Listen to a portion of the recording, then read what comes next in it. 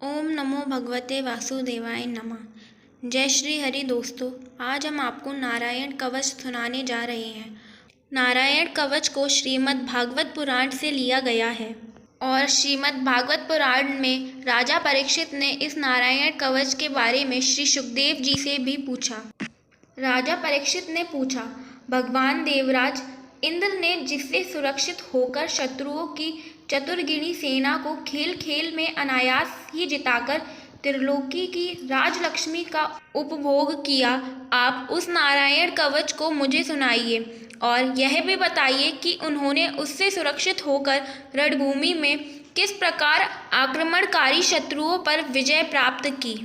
श्री सुखदेव जी ने कहा, नारायण कवच का जो प्रतिदिन पाठ करता है वह शत्रुओं से नहीं हारता और ना ही उसे कोई भय होता है।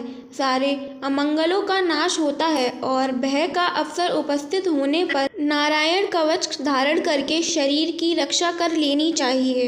एक बार जब बृहस्पति जी इंद्र से रुष्ट होके स्वर्गलोक छोड़ के चले गए, तब देवताओं ने विश्वरूप को पुरोहित बना लिया। उन्होंने नारायण कवच का इस प्रकार उपदेश दिया। भगवान श्री हरि गरुड़ जी की पीठ पर अपने चरण कमल रखे हुए हैं। आदिमादि आठों सिद्धियां उनकी सेवा कर रही हैं। 8 हाथों में शंख, ताल, चक्र, तलवार, गदा, बाण, धनुष और पाश ये सब आयुध धारण किए हुए हैं। वे ही ओंकार स्वरूप प्रभु सब ओर से मेरी रक्षा करें। मत्स्य मूर्ति भगवान जल के भीतर जल जंतुओं से और वरुण के पाश से मेरी रक्षा करें।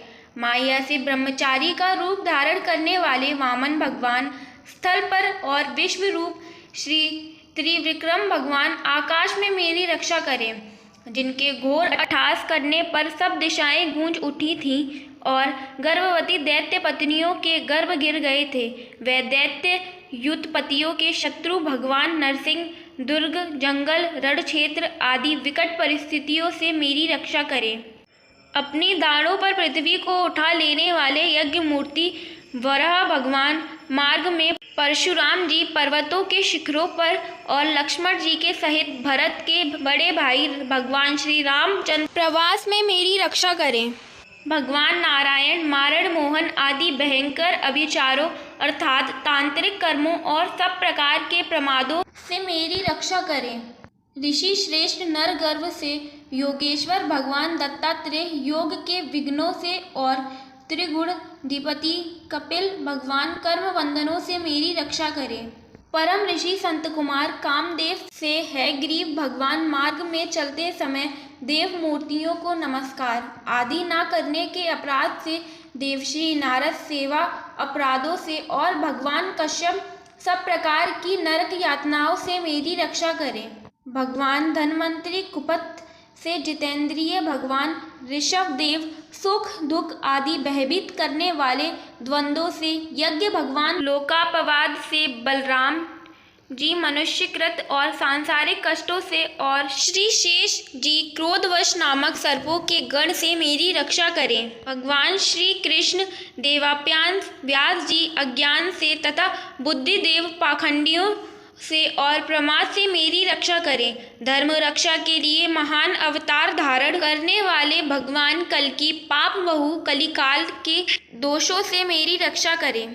प्रातः काल भगवान केशव अपनी गदा लेकर कुछ दिन चढ़ जाने पर सूर्योदय के समय भगवान गोविंद अपनी बांसुरी लेकर, दोपहर के पहले भगवान नारायण अपनी तीक्ष्ण शक्ति लेकर और मध्याह्न को विष्णु भगवान चक्रराज सुदर्शन लेकर मेरी रक्षा करें। तृतीय पहर में भगवान मधुसूदन अपना प्रचंड धनुष लेकर मेरी रक्षा करें। सायंकाल में ब्रह्मा आदि त्रिमूर्तिधारी माधव सूर्यास्त के बाद ऋषिकेश, अर्धरात्रि के पूर्व तथा अर्धरात्रि के समय अकेले पद्मनाभ भगवान मेरी रक्षा करें। रात्रि के पिछले पहर में श्रीवात्सव श्री हरि, उषा काल में खड्गधारी भगवान जनार्दन, सूर्योदय से पूर्व श्री दामोदर और संपूर्ण संध्याओं में काल मूर्ति भगवान विश्वेश्वर मेरी रक्षा करें।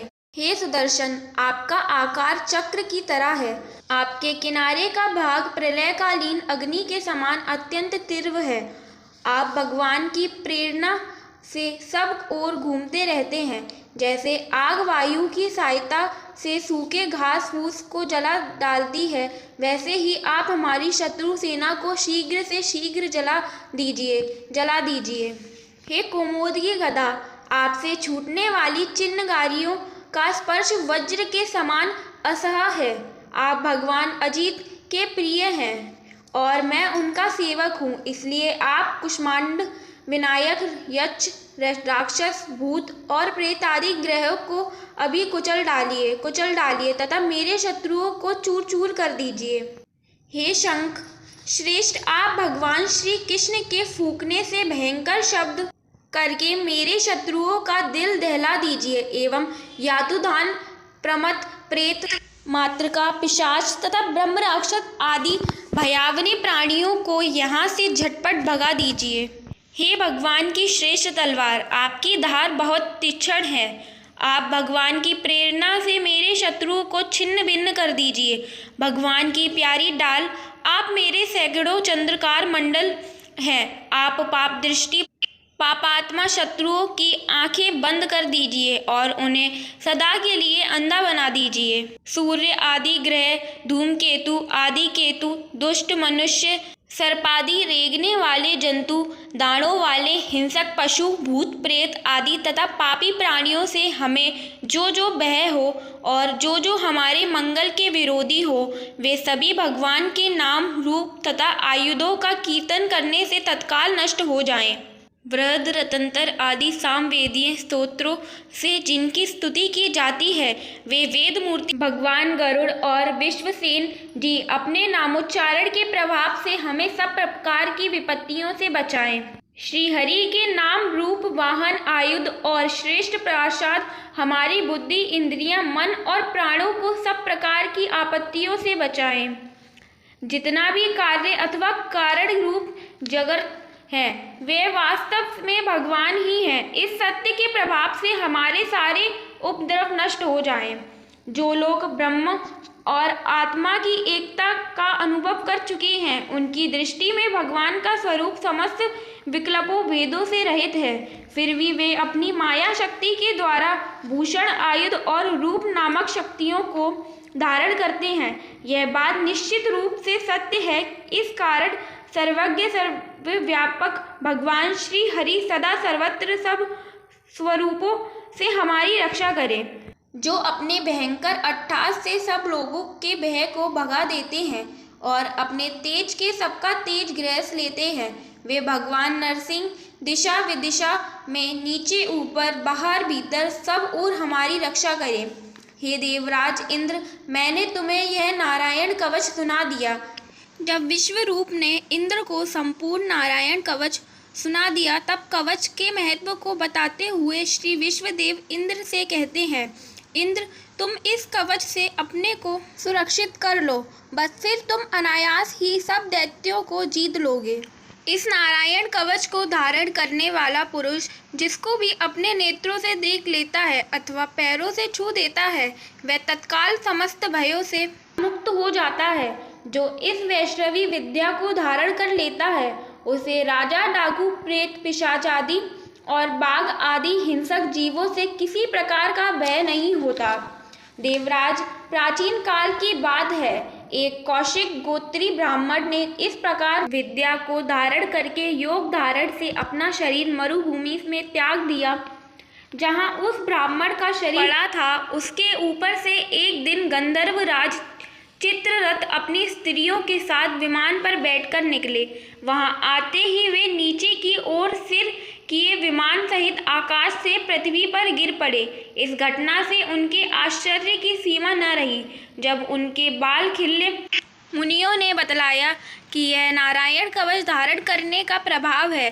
तब उन्होंने उस ब्राह्मण देवता की हड्डियों को ले जाकर पूर्ववाहिनी सरस्वती नदी के में प्रभावित कर दिया और फिर स्नान करके वे अपने लोक को आ गए। जो पुरुष इस नारायण कवच को समय पर सुनता है और जो आदर पूर्वक इसे धारण करता है, उसके सामने सभी प्राणी आदर से झुक जाते हैं और वह सब प्रकार के भयों से मुक्त हो जाता है। यह नारायण कवच संसार सागर से पार करने वाला है। जो पुरुष इस नारायण कवच को आदर पूर्वक सुनता है व सुनाता है और इसे धारण करता है, उसको श्री हरि हर परिस्थितियों में उसकी रक्षा करते हैं। जय श्री हरि, जय नारायण की।